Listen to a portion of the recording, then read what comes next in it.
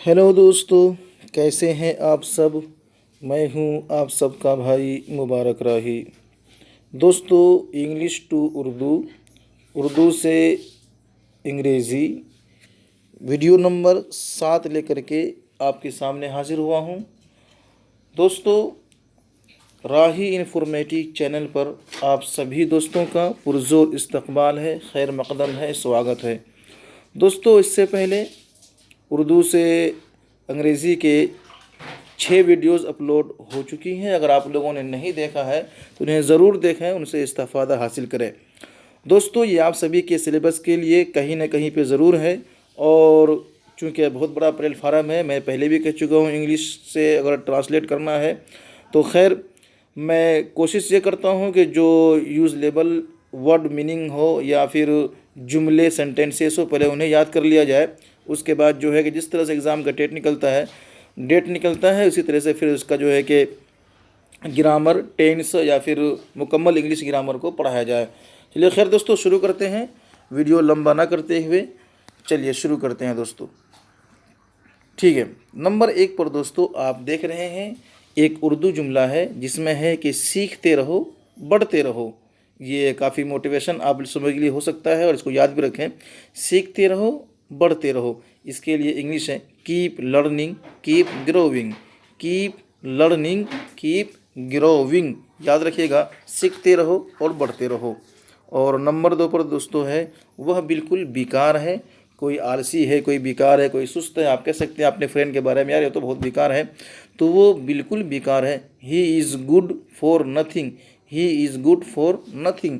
चलिए, नंबर 2 पर हो गया। नंबर 3 करते हैं, और नंबर 3 पर है कि अगर मैं तुम्हारी मदद ना करूं तो, यानी कि किसी ने आपसे मदद करने की गुहार लगाई, आपसे कहा कि प्लीज़ हेल्प, और आपने उनसे कहा भाई अगर मैं तुम्हारी मदद ना करूं तो एक सवालिया जुमला है, तो आप कह सकते हैं कि what if I don't help you, what if I don't help you.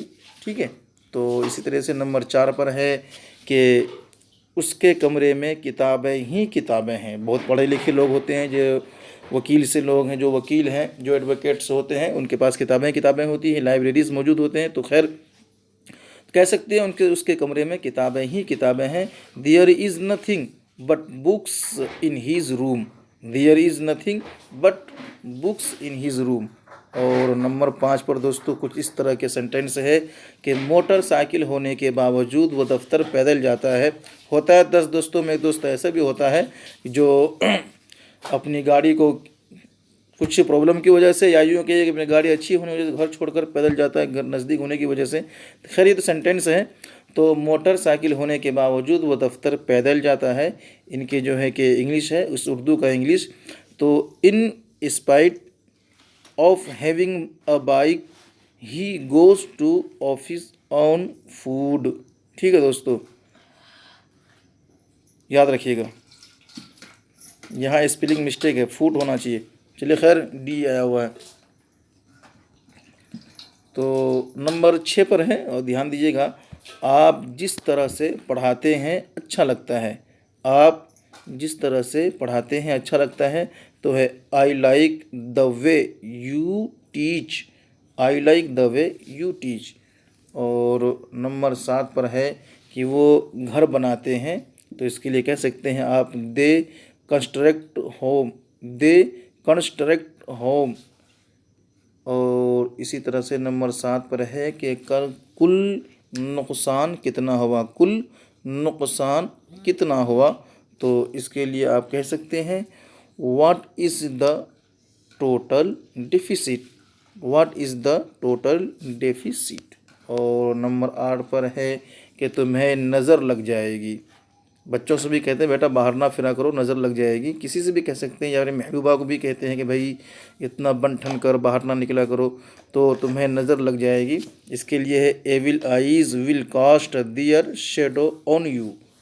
और चलते हैं खैर नंबर 10 पर दोस्तों, कुल्ली कर लो। लगता है आज वीडियो लंबी हो जाएगी, तो कुल्ली कर लो, इसका ये है कि rinse your mouth, rinse your mouth, कुल्ली कर लो, हाथ मुँह साफ़ कर लो।